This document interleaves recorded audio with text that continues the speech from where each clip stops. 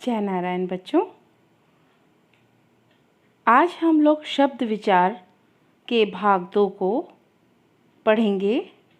हमने शब्द विचार के भाग 1 में पढ़ा था शब्दों के भेद, उत्पत्ति, रचना और प्रयोग के आधार पर। आज हम शब्द विचार में पढ़ेंगे अर्थ के आधार पर शब्द के भेद।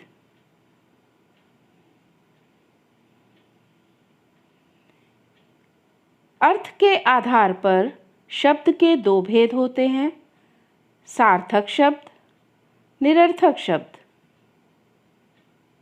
सार्थक शब्द जिन शब्दों का कोई ना कोई अर्थ होता है उन्हें सार्थक शब्द कहते हैं, जैसे चाय, पुस्तक, गाय आदि। निरर्थक शब्द जिन शब्दों का कोई अर्थ नहीं होता वे शब्द निरर्थक शब्द कहलाते हैं, जैसे जवग, मलपन, मलक आदि। आइए जानें सार्थक शब्द के भेद। अर्थ के आधार पर सार्थक शब्दों के भेद।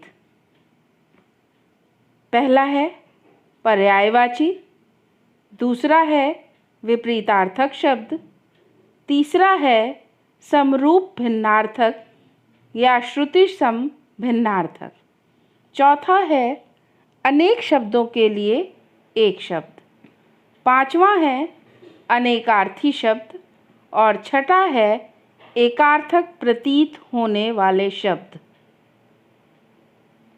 पर्यायवाची शब्द वे शब्द जो समान अर्थ प्रकट करते हैं पर्यायवाची शब्द कहलाते हैं। इन्हें समानार्थी शब्द भी कहते हैं। यहाँ पर उदाहरण के रूप में दिया गया है सूर्य, रवि, सूरज, भास्कर, आदित्य। ये सब सूर्य के पर्यायवाची हैं। पर्वत, भूधर, पहाड़, शैल, गिरि। तीसरा है पृथ्वी, भू, भूमि, धरा, वसुधा, धरती। ईश्वर का पर्यायवाची है परमात्मा, प्रभु, भगवान, जगदीश। अगला है विपरीतार्थक शब्द, जिसे हम विलोम भी कहते हैं। विपरीतार्थक शब्द यानी कि विपरीत अर्थ प्रकट करने वाले शब्दों को विपरीतार्थक शब्द अर्थात विलोम शब्द कहते हैं। यहाँ पर शब्द और विलोम दिए गए हैं, जैसे अमृत का विलोम होगा विष, सम्मान का अपमान, प्रश्न का उत्तर, आदर का अनादर और निरादर। समरूप भिन्नार्थक या श्रुति सम भिन्नार्थक कुछ शब्द ऐसे होते हैं जो सुनने या पढ़ने में तो समान लगते हैं परंतु उनके अर्थ बिल्कुल अलग होते हैं। इन शब्दों को समरूप भिन्नार्थक शब्द कहते हैं। जैसे देखिए, देखने में यहाँ पर अनल और अनिल एक जैसे लग रहे हैं लेकिन इनका अर्थ अलग है। अनल आग, अनिल वायु। मेल, मेल का अर्थ है एकता।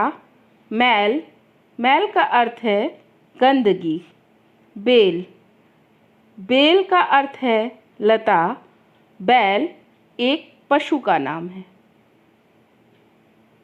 अनेक शब्दों के लिए एक शब्द जिन शब्दों का प्रयोग पूरे वाक्य या अनेक शब्दों के स्थान पर किया जाता है उन्हें शब्द समूह के लिए एक शब्द या अनेक शब्दों के लिए एक शब्द कहा जाता है। यहाँ पर कुछ उदाहरण दिए गए हैं अनेक शब्द के, जिसके आने की कोई तिथि ना हो, अतिथि। जिसका आदि ना हो, अनादि। जिसका जन्म ना हो, अजन्मा। अनेकार्थी शब्द, ऐसे शब्द जिनके एक से अधिक अर्थ होते हैं वे अनेकार्थी शब्द कहलाते हैं। जैसे कनक। कनक का यहाँ पर अर्थ सोना भी है, गेहूँ भी है और धतूरा भी है। नेक्स्ट है तप। तप यहाँ पर तपस्या है, गर्मी है, धूप है। अनेकार्थी शब्द के कुछ अन्य उदाहरण इस प्रकार हैं।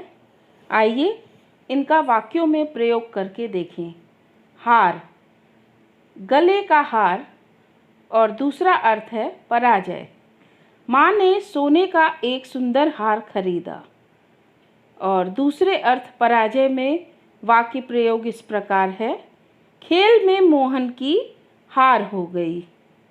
कुल, वंश, सब, घर। राम अपने कुल का इकलौता बेटा है। सीता के पास कुल 4 किताबें हैं।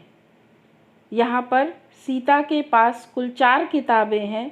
यहाँ पर संख्या के लिए प्रयोग हुआ। एकार्थक प्रतीत होने वाले शब्द, ऐसे शब्द जो देखने में एक दूसरे के पर्यायवाची लगते हैं लेकिन उनके अर्थ में भिन्नता होती है, वे एकार्थक प्रतीत होने वाले शब्द कहलाते हैं। जैसे ईर्ष्या, दूसरों की उन्नति देखकर मन में होने वाली जलन। द्वेष, किसी से शत्रुता का भाव।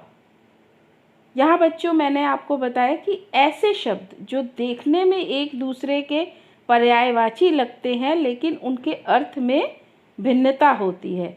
ईर्ष्या और द्वेष हमें दोनों लगते हैं कि एक जैसे ही इनका एक ही अर्थ होगा, लेकिन दोनों का अलग अर्थ होता है। इसी प्रकार है अपराध और पाप।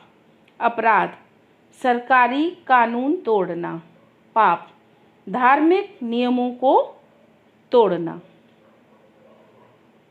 धन्यवाद बच्चों, आपने शब्द विचार का भाग 2 जाना।